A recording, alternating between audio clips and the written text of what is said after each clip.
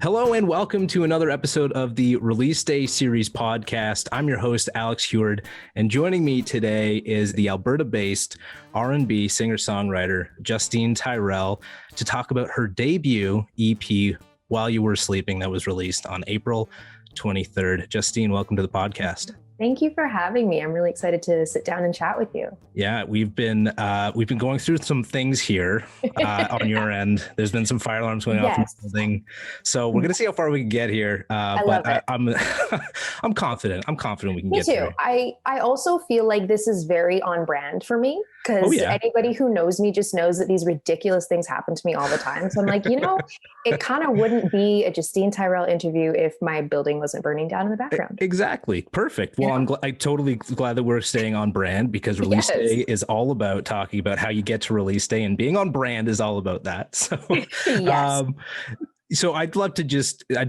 start. And by the way, I love the name of the EP, While You Were Sleeping, because I watched your interview with Master T. He was the only one that got it. I didn't get it. He got it. So shout out to Master T for informing me on the name. It all makes sense now when you listen to it, but it's all about being awake but sleeping on the relationship, correct? Yes. Okay. Yes. That was the main meaning. And then there was kind of the secondary notion of, I am such an insomniac. I rarely sleep. Well, I shouldn't say I rarely sleep. Physically, that's impossible, but I sleep small amounts.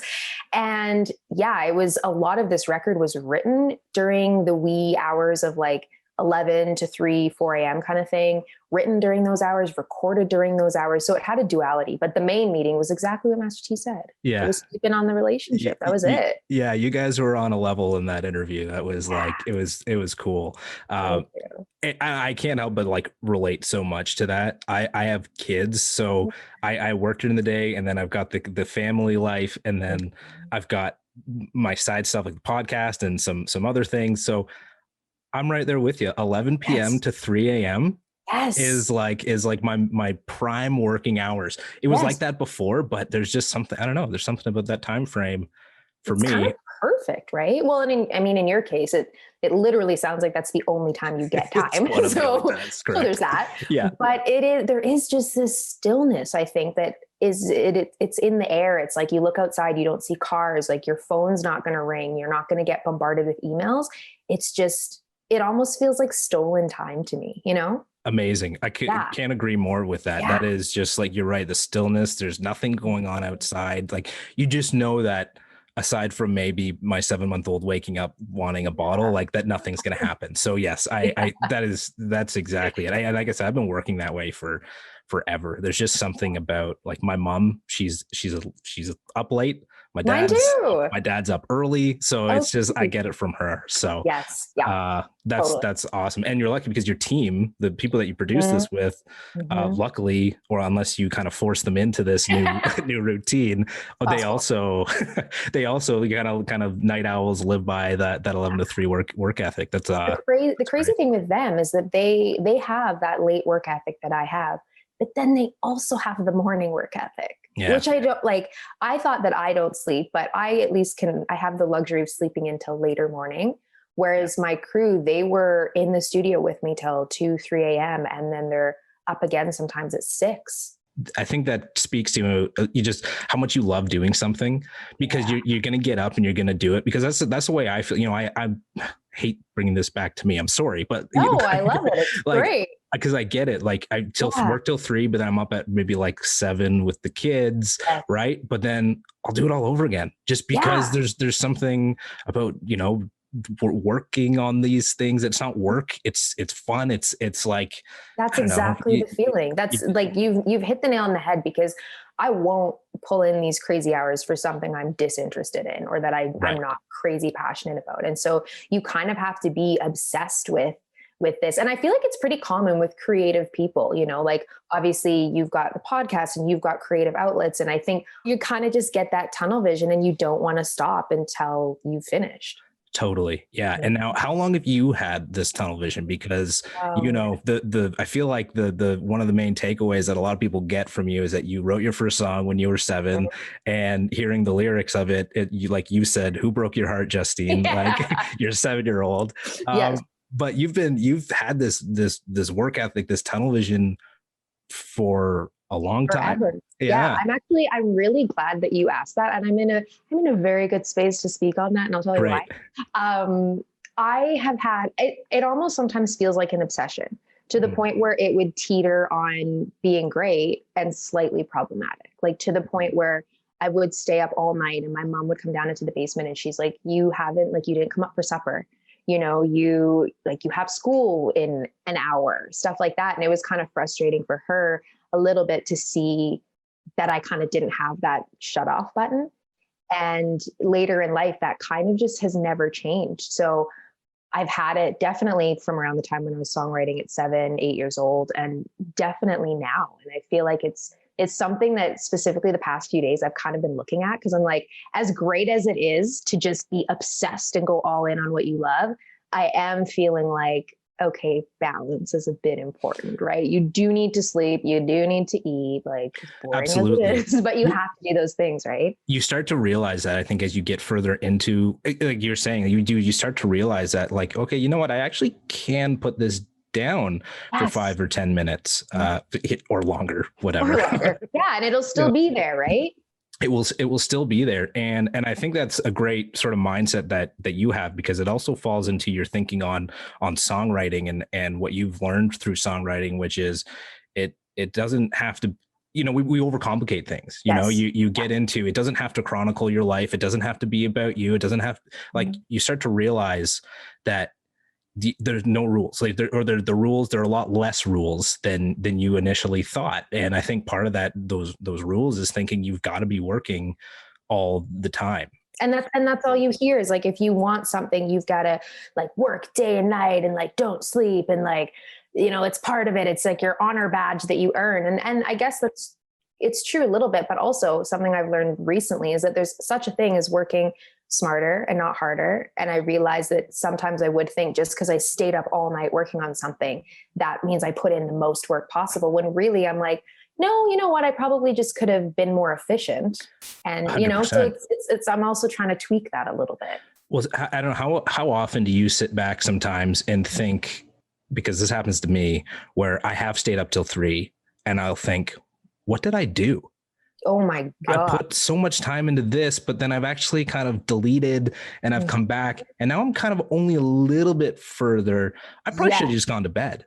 Yes. That happens to me all the time, to the point where I'm trying to actively take inventory. It sounds kind of silly, but I've always struggled with time management. And so I'm trying to like literally write down, what do I do in a day? And what do I do at night? How much time does it take me? How much further did it get me? Because exactly that, where you just spun your tires for so long and you're like, did I really get ahead? Yeah. It's a tricky balance to find. Yeah. Crazy. Yeah. So of these 6 songs on the EP, were these all written late at night? I know that one was written in an absolute like 6 spell, which was, was that My Name? That was My name. Yeah. It was such a ratchet situation where I like looked horrible. I'm pretty sure I smelled horrible. I probably didn't shower in like 3 days, and I'm wrapped in this blanket with the shivers, and I'm coming up with this song like, ooh, I'm gonna make you say my name. Like, what? No one was saying my name in that moment.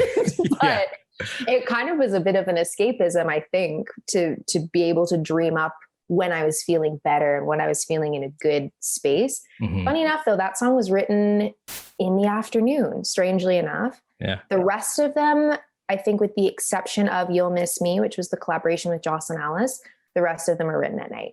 Written at night, recorded at night. That was our jam. Yeah. You find yourself thinking a little bit more about sort of, you know, that's why those things come to you. I know we've just spent the last 20 minutes talking about that's when you work, but do you feel like as well, that's when you think about sort of the messaging that is coming out in your music? I totally do. And it's like, there's a certain mood that I feel like nighttime has. And I've always been drawn to kind of the darker, moodier vibes. strangely enough too, I get the same type of inspiration in seasons. So I generally struggle to feel musically inspired in spring and summer. And I feel really, really inspired in fall and winter. And so I feel like it's the same kind of thing for me with hours of the day, where in the daytime, that's a good time for me to get my admin stuff done. And like, you know, I built my website, so I'll do all that stuff. But as soon as the nighttime hits, it's like that winter season, things just shift darker. And I feel like my brain just works differently. Yeah, that's cool. That's my space. Totally. Yeah. Well, it's recognizing those. And it's interesting because it's sort of what we were just talking about on our previous episode was taking advantage of those situations that you kind of find yourself in, or recognizing those situations that you're in to try and take advantage of. In this particular instance, it was that the artist had access to a photography studio. He's a photographer.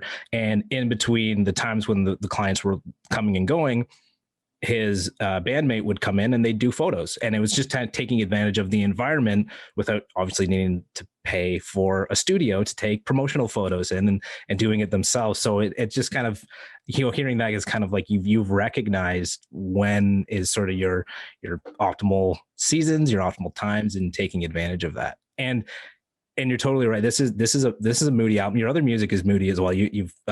It's all very. I'm a moody gal. I was gonna say, I don't want to say dark, because like you talk to you, like you see you and you talk to you in your interviews, and you got this amazing personality, and then you listen to the music and you're like, damn, who hurt you? Like, you know, I know. And like the answer is apparently the entire world from how some of these songs are. Yeah. I almost wonder sometimes, this is just like me thinking out loud, I wonder if I am bubbly and I'm able to have that type of personality because I have such a great outlet for the darker stuff. You know, it feels like it gives me a little bit of balance, because I do feel that difference. If I go a stretch without writing and creating and being immersed in it, I do feel different. And I feel like it affects my personality and my mood, everything. So yeah, I feel like music is my medicine. Yeah, you know, for sure. And you allow it to be your outlet. Now with these songs written, is this something that you can then, you feel like you can move on from? Or is this kind of helps you as like, all right, that's in the past. I've written, it's out. Yeah. I only have to perform them now when you can, but you know, it's that kind of mindset and, you know, hopefully mentality is sort of, okay, I've written about it. I'll write about it again when it happens, if it happens again. So. Well, but you know, now I'm kind of like, or do I change my answer? Because as much as that's true, I've always struggled to write just like a very happy, like I'm so in love and everything's beautiful, even though I am, like, even my relationship, my partner is amazing. We've been together for 3 years. He is the best human on the face of the planet. I can't write a damn love song to save my life. And I like the odd time, I think I've had one that I wrote and we were going to put it on the EP because it's a beautiful song, but it just didn't fit the rest of the messaging. Right. So I think that there is an element of me that gravitates to those feelings. And sometimes they're my own personal experiences and I'm writing verbatim, like, this is what I went through. But a lot of times I feel like a bit of a sponge where I'm absorbing all of these melancholy experiences that some of them were mine, some of them were my friends. Sometimes I've watched a movie and felt like, oh man, I wonder, you know, what the soundtrack to that relationship would sound like. And I'll write something like that. So as much as I can put personal feelings to bed when I write songs like that, I still think I gravitate to those stories because I'm just dark like that. I don't know. That's all right. That's what you know how to do. That's what you can do best. I mean, look what's come of it, you know, and it's kind of, I'm sure, you know, I'm sure you know what you want to do. I'm sure you know what's going to come next. And if that's what comes next again, and you keep writing that, I mean, how many, I don't know, does Drake have a lot? I'm not a big Drake. I know you're a Drake fan, but I do. I'm like, that's my guy. Don't come for my guy. No, I'm not. No, but I don't know many like love songs from him ish. Like, totally. I don't know. Well, and I think it kind of, I mean, I hate to say it, kind of, maybe One Dance. I don't know. Sorry. That's like kind of close. Yeah. No, but I think that it kind of creates for a little bit of an interesting story when not that love songs aren't interesting, but I find kind of the drama and the like, oh, like he did what? Yeah. Like should have trusted the feeling when he left for the weekend. Girl, where did he go? What did he do? Like I'm drawn to that type of stuff. And so, I just think there's always a compelling story behind drama, you know? Which with regards to that line you just recited relates to one hell of a story. I didn't want to get into it, but because you said the line, it's we're going there. So you did essentially Cole's notes here, folks, is that you and your friend were dating the same guy. You didn't know it, and you found out because you were chatting with her. Found out you were dating somebody with the same name, and lo and behold, it was the same guy. Wild. And the crazy thing is, as if it's not crazy enough, that we were living in 2 different cities. And this guy managed to find 2 women who knew each other as friends.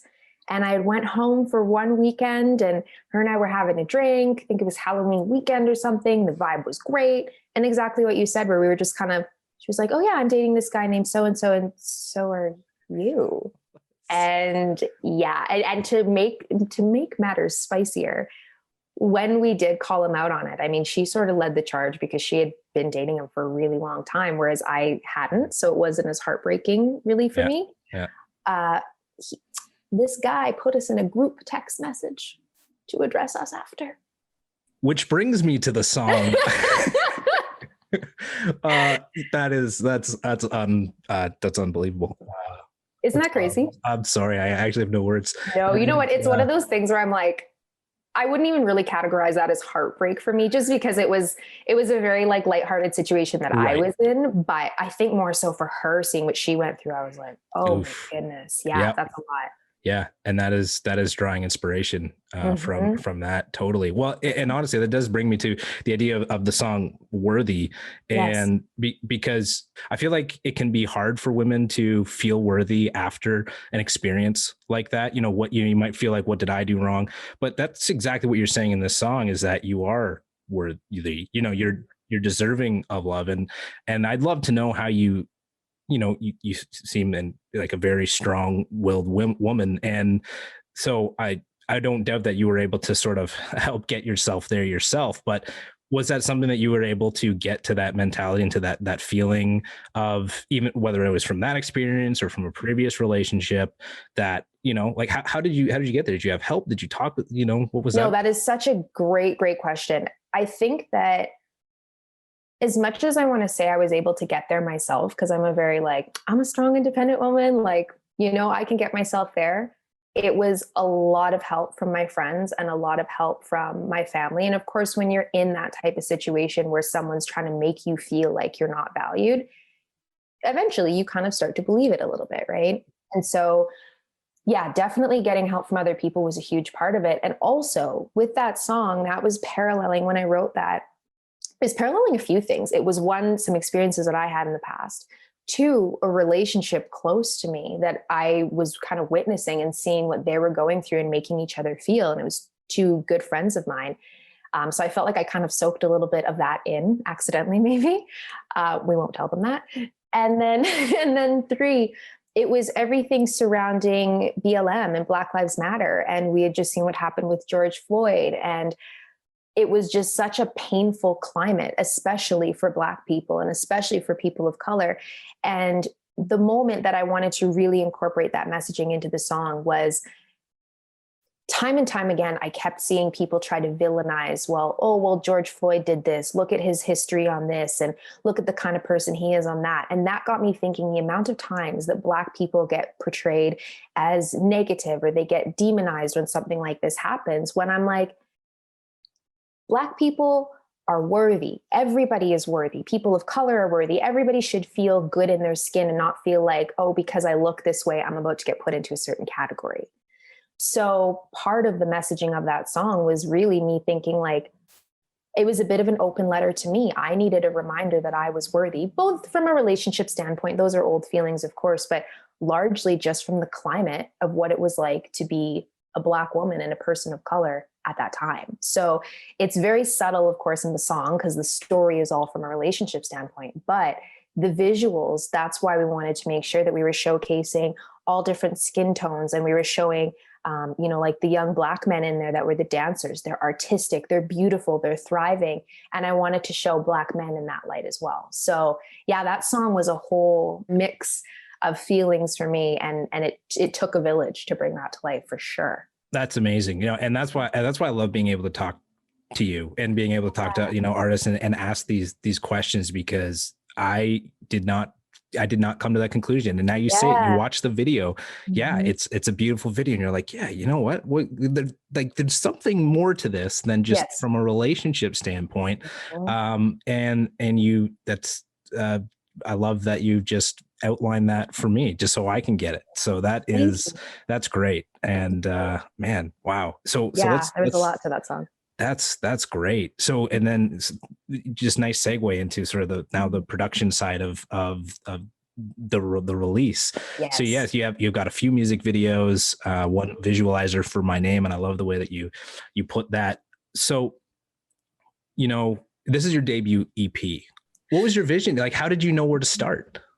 I feel like this whole process was kind of organized chaos in a sense, because I think that a lot of times when you approach an album or an EP, a lot of artists are methodical and they've got their work that they maybe had been sitting on for 1 year, 2 years, 5 years. I mean, whatever it is. And in this case, we had some songs that were done before, but I felt like the only way to really get that sound that's current and that reflects me currently was to kind of do it as we went, as terrifying as it is to admit that. So basically we kind of started with some really serious pre-production meetings. And fortunately, one of my producers, he's also my piano player on stage. So he's played alongside me everywhere for years. And so he knows my style. He knows what I like in and out. Matt, who's my other producer, same kind of thing. They're both two of my best friends. They know what I like. So figuring out the starting point and the vibe was easy just because we all sort of know what we like. And so we kind of had a little bit of an overarching idea. We knew we wanted this project to be kind of moody, to speak kind of from a relationship standpoint. I didn't want it to feel too lovey-dovey, but I wanted it to kind of show the sweet and the bitter and the sweet sides of love, right? So we had that as kind of the outline. And then honestly, the way we approached it, as crazy as this is, I can't even say don't tell anybody because everyone's going to know, is we would pre-pro the whole album. And then we get together, pre-pro one song idea, write that song, record that song, release that song. Then we'd move on to the next one. So in a lot of cases, I didn't have all of these songs lined up, ready to go and thought, here's what we're going to do. It was like, we dropped probably Worthy, and I don't even think we had the second single yet.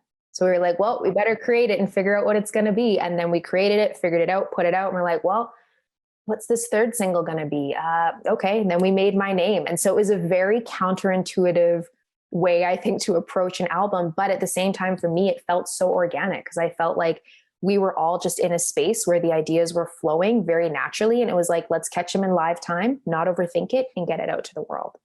And then in the end was when I stood back and was like, whoa, we made this body of work. Yeah. Well, it's like, you need to get through it. You need to do it. Totally. And now, I don't know, did that change how you're going to approach the next 100%. One? I think that the next one will be a bit of a fusion of both, because I do have some ideas and I want this next body of work to be very hyper curated and to really put in that thought ahead of time, and some feelings and some ideas that I've been sitting on for a long time. But seeing how well that organic go with the flow nature worked, I do want to fuse that into the process.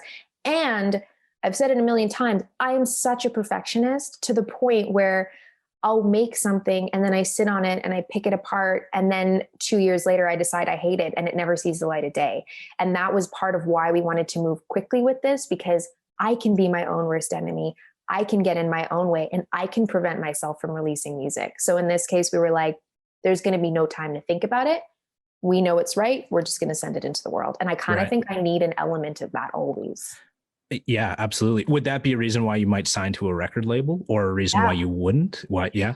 Yeah. I mean, I would take a record deal if it came. So any record labels who are listening, the world's ready. Yeah. Please call. Yeah. Yes. Definitely. I think that what a record label or any type of deal offers is support to move quickly, because that is something that stopped me in the past when I didn't have financial support, when I didn't have access to a great studio. You can have all the ideas you want, but it might take you 3 or 4 years till you get the resources you need to make and put out the stuff you want to put out. So yeah, a record label and a record deal would be incredible for that. I also think that the way that we moved this past, I guess it's really only been like 8 months. the way we moved these past 8 months felt a little bit record label-esque in the sense that I applied for the Factor grant for JSR. I applied for the Alberta Foundation of the Arts. I was in some amazing mentorship programs like RBC. And so I kind of had all of that support behind me. So I think that, I got a little bit of a record label experience because fortunately I was funded and I had guidance and I had a team and I had all of that. So yeah, so you had a little bit of pressure too, then a little bit of pressure from knowing those organizations. It wasn't just on yourself, from being pushed to do it. Totally. That's cool. And the accountability too.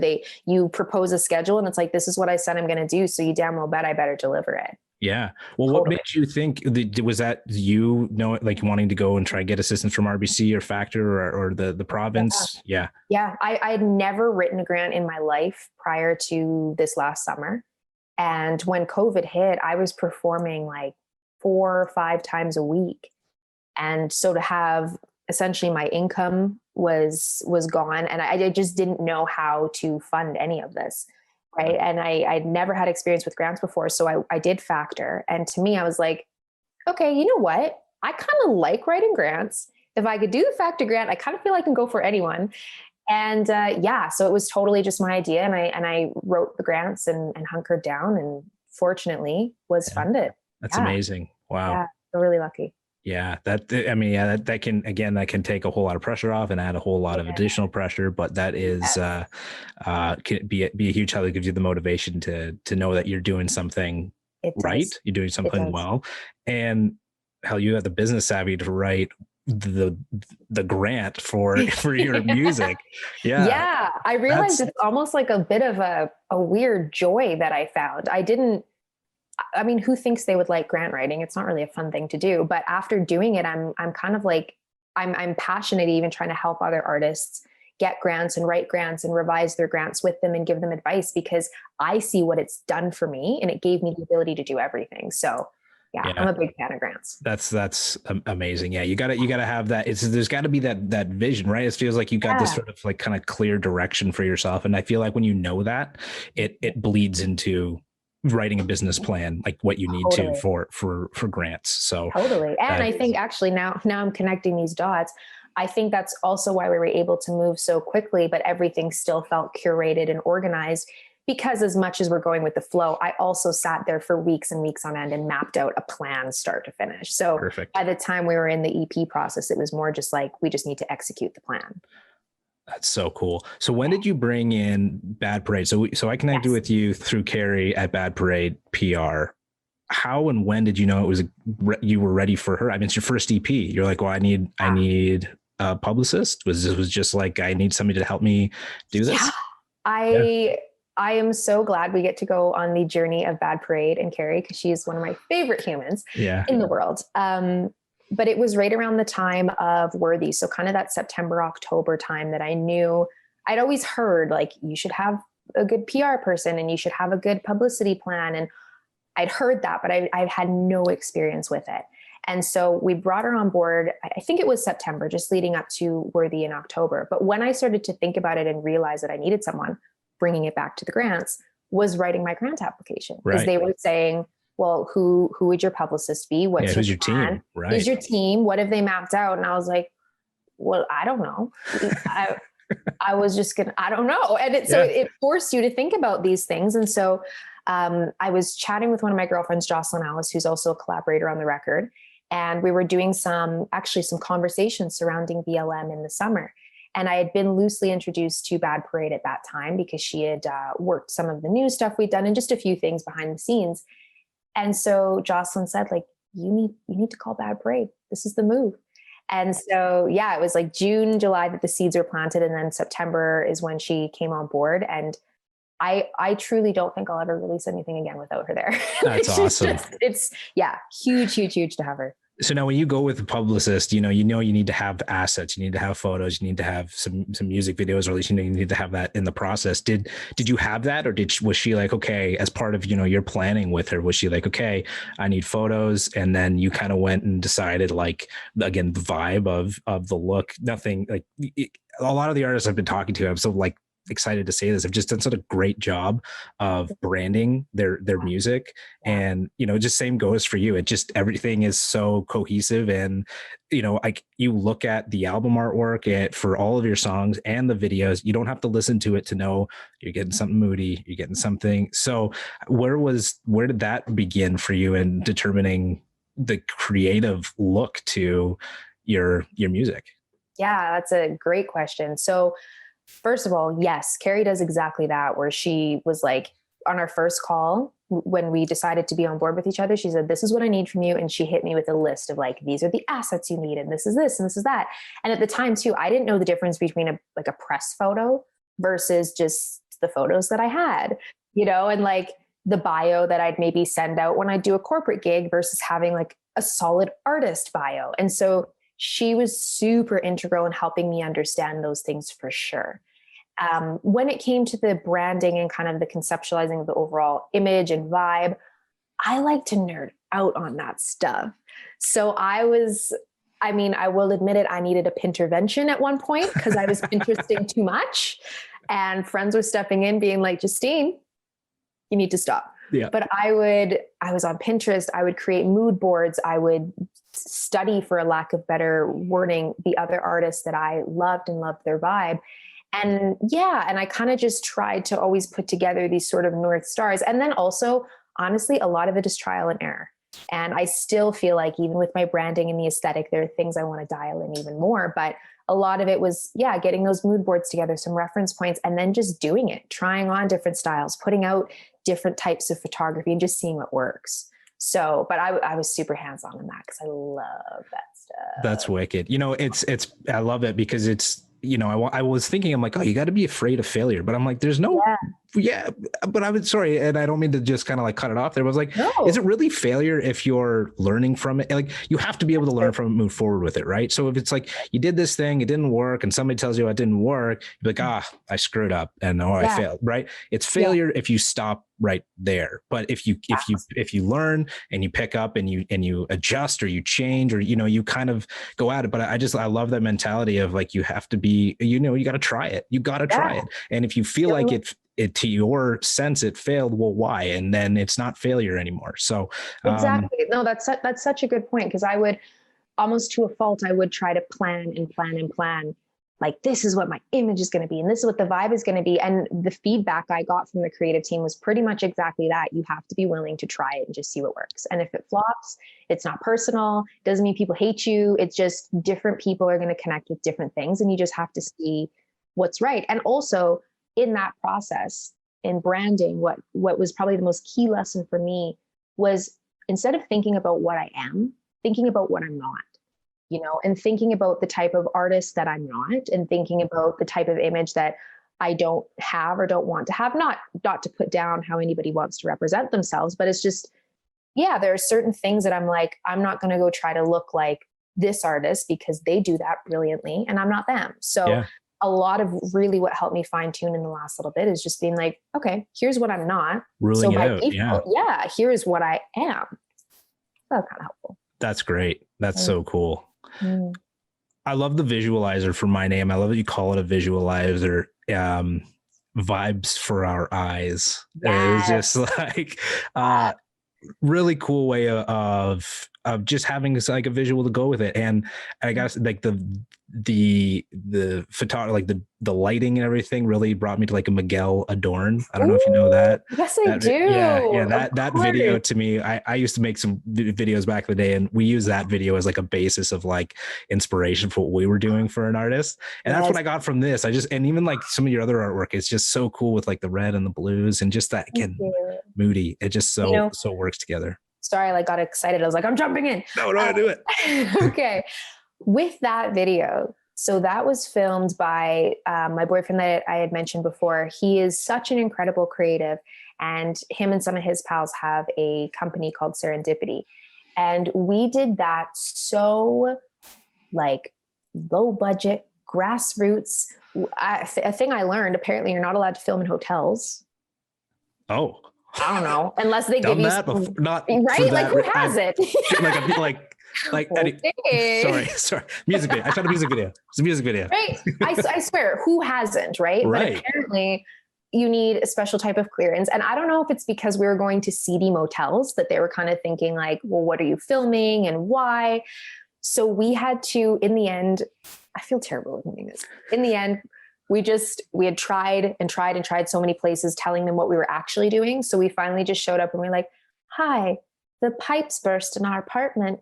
Can we have a hotel room? And they were like, yeah, sure. We were like, great. We got into the room. I text my photographer because we shot the cover there too and the visualizer the same night. So I text my girl. I was like, all right, we're gonna need you to come in this side door. Like, don't make eye contact with the front desk guy. Like, don't show your gear. Park your car here. It was so intense, but I kind of felt like it added to the experience of that. It was crazy. And even like the lighting, that was all him. I think in a couple shots, you see like my pizza box in the corner. Like that was my real pizza that I was eating, you know, it was, yeah. You should sell it as an NFT or something. Do you still have the box? I don't. Don't have the box. That's fine. That's okay. That was a dumb question. Of course you don't have the box. Well, but you know, would anyone know the difference? No, they wouldn't. I have a box. This was the pizza box in my name. That's correct. The original one, signed and yeah. That's cool. Yeah. And then did you work with him? Like, because even thinking about like the Worthy music video is like beautiful. Obviously, we've mentioned, just getting to that, like that seemed really high production. How did that come together? That was a company in my hometown called Glean Productions. And the owner, the funny thing with him is I met him on set of a commercial. He was shooting I think I could say it now because it's out, a Honda commercial that I was in. And he reached out after and was like, yeah, if you ever do anything creative, like I dig your music, we can collab on something. And when I got this idea for Worthy, I was like, okay, this is a Noah thing. Sick. Yeah. And he's so talented. Their company is amazing. And it was like I think in the end of 3-day shoot. It was definitely high production. That's amazing. It looks great. We'll link to that because it is, And again, now just knowing the messaging and then the singers you have in behind you and just everything about it. Beautiful. Thank you. So I've also heard that you've got what you're calling like an unboxing site. Yes. Is that live? Yes, it is. So why didn't I find it? I thought I tried. I couldn't find it. Sorry. You know what? Maybe I gotta change the name of it or something. Why is it just Justine Tyrell unboxing site? Is that what it literally is? Justine Tyrell unbox. Oh, damn it! I didn't put that in. That's okay. I probably should have been more out there with that. It's also, if anybody's listening, they want to check it out. The easy way to get to it is there's a link in my bio on Instagram. So literally, pop into that. But Justine Tyrell unbox, and it is basically, I was always in love with that kind of CD booklet experience. You know, back in the day, you'd like get your favorite CD or tape or whatever, something tangible. And it was just going through the photos and going through the stories behind the songs. And it just felt so personal. Like even talking about it gives me chills. But I think that intersection of like fan experience and music is where I just was in love.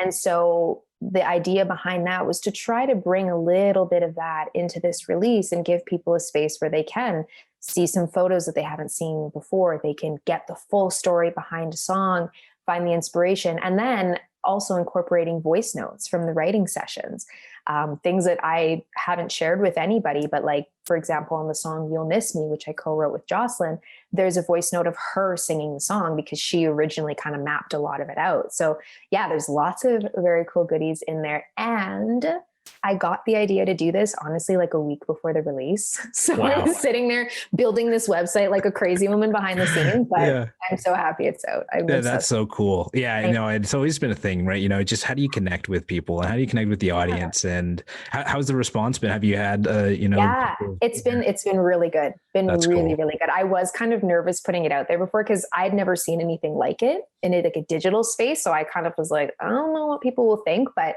the response has been so great. That's so cool. Yeah. So Carrie has helped you, in determining, what you need as assets and things like that.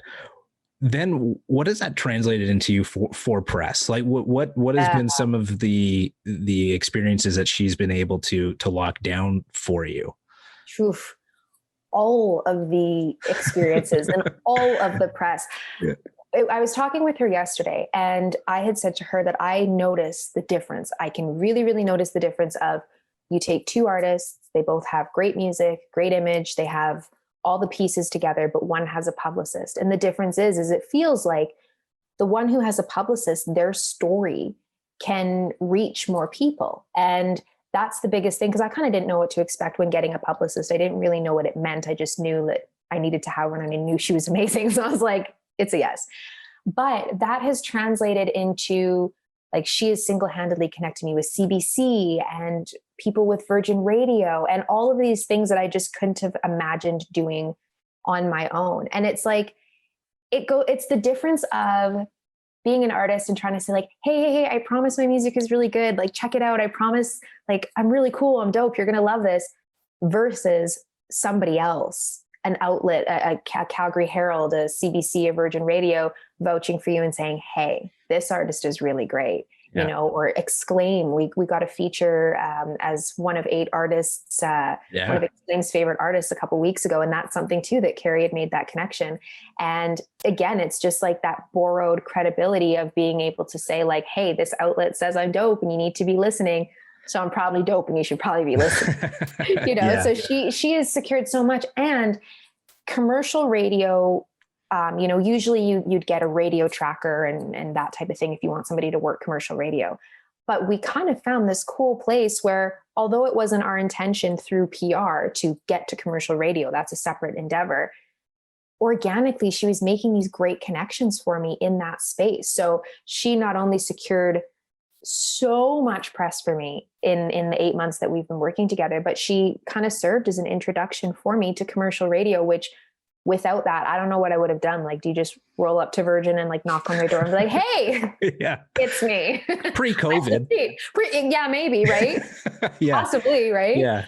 So yeah, it's just that combination of getting your story out there and then letting kind of that borrowed credibility work in your favor. And I've heard that when it comes to artists getting playlisted, you submit to Spotify, Apple Music, all of these things, a lot of times they are factoring in whether or not you have press coverage. And that's something that I underestimated and I didn't know before. So any artist listening, I highly recommend, especially when you're considering playlisting and all of that other stuff, to consider PR because it is relevant. So totally. Relevant. Yeah. Mm-hmm. And big thing in the thing that I've recognized with Carrie is, yes, she is amazing. Just her energy, just over email. And that's something to look for, you know, in a publicist, I think. And I'm just saying I think, because I don't have one, but no, you're right. That is exactly something to look for. And that jogged a really important thought too, of find somebody who is genuinely excited about what you do. And that is probably the moment that I knew that Carrie was the one. Is it wasn't just like, okay, cool, well, here's what I think I could do with your stuff. It was, she had listened to everything. She had brought lyrics back to me. She was excited. She was comparing me to artists that are her favorites. She's a diehard R&B fan. And like, authentically, she is Team Justine regardless. And she is a supporter and a fan regardless. And I think that when it comes to having a publicist or management or whatever, you want them to believe in you that hard and to be excited about you, because anybody could take your money and do a job, right? But you get a different experience when somebody is like ride or die for you. And that's how Carrie is. So yeah, I highly recommend, like, if someone isn't that level of excited about you, don't do it. Yeah, exactly. It's just my 2 cents, you know? Yeah, no, 100%. I agree. There's too many of those people in the music industry. I think, you know, there are blogs that say, hey, we'll feature you for a price. And it's like, for like, what are you going to do for me? Like, oh, well, we can get you in front of 100,000 people. Okay, well, is that 100,000 people that are actually going to care about my music? Exactly. You know, so it's there's a lot out there. So yeah, I think it's fantastic to hear that from you is, knowing, like, find somebody that is excited about you. And I got to add on to, yes, the publicist can help you. You know, they can love your music. They can get you in all these places, but you have to have really good music, great music, and you have that because you've got an amazing voice. And one of the things I hope you keep doing is live stream singing, because that's the only way I can actually hear you. And it's incredible. Thank you. I sometimes forget that, like, in this whole online everything world. I forget how important that is, because for me, like I said, I was performing 4 to 5 nights a week before, which was a lot in retrospect, but being on stage and connecting with people and singing to people is like my home and my heart.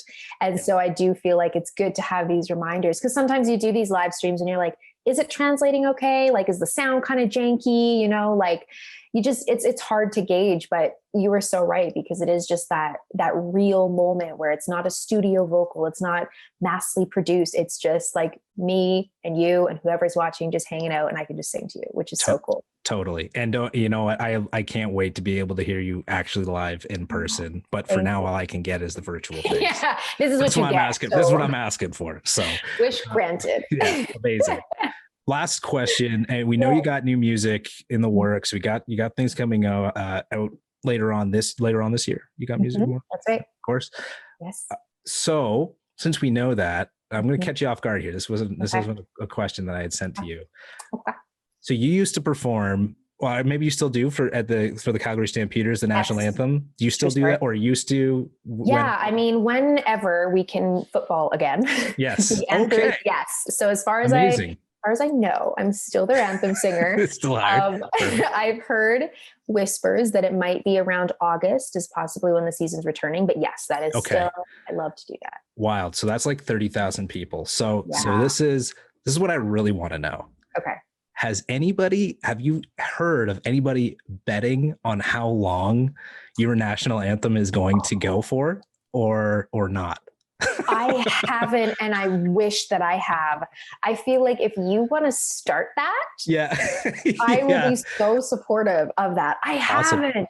Because you perform at a Grey Cup festival or right. Right. So I read that. I was like, oh man, I wonder if because people bet on like over under like 2 or 3 minutes for like NFL anybody games. Who's listening, you have a fantastic idea to run with. Start doing it. Yeah. Legally bet, I guess. Of course, bet responsibly. I don't know. That's a great one too. And especially because you do see artists and singers. And again, it's like no shade to whichever way people do it, but you get some that deliver it very classically. And then you get some that are like running into next century and they're holding lines for 8 years, and which is amazing. I think I just don't have the breath capacity to do that. Yeah. But I will say this, I did receive some advice when I went into singing the anthem, and it was very much geared to, this is something that fans want to be able to sing along to. They don't want to feel like it's too unattainable. And contrary to popular belief, I think it's kind of polarizing if somebody steps in and tries to make that their like moment, unless you're like some crazy, incredible artist like Demi Lovato or Christina Aguilera, then do what you want. Yeah. But, I kind of went into this with the mindset of like, okay, I want to make sure that I deliver this as close to the original as possible, close to the original timing. But if I know people are betting, I might just switch it up a bit. You might just throw it off. Yeah, absolutely. Yeah, that's it. That's right. Every game might be just a little bit different. Yeah, that's it. You kind of show a pattern and then you break the pattern. Yeah. I don't know. Gambling, the gambling world is maybe don't do that. I don't know. Well, you've given me an evil idea. Yes. Yeah. Awesome. Well, Justine, we made it through without your fire alarm going off. So I'm so glad we did this, and we pushed through with it. Thank you for taking the time to talk with me. It's taken up a lot of your time. So no, this was great. You were wonderful to talk to. So I appreciate that so much. So your debut EP, While You Were Sleeping, is out. Go listen to that, and we'll keep an eye out on, you get a music video for Warning Signs as well coming out. So we'll just keep our eyes open for all things Justine Tyrell for the next few months. I love that. Thank you so much for your support and for the amazing conversation, and for tolerating my fire alarm going off forever.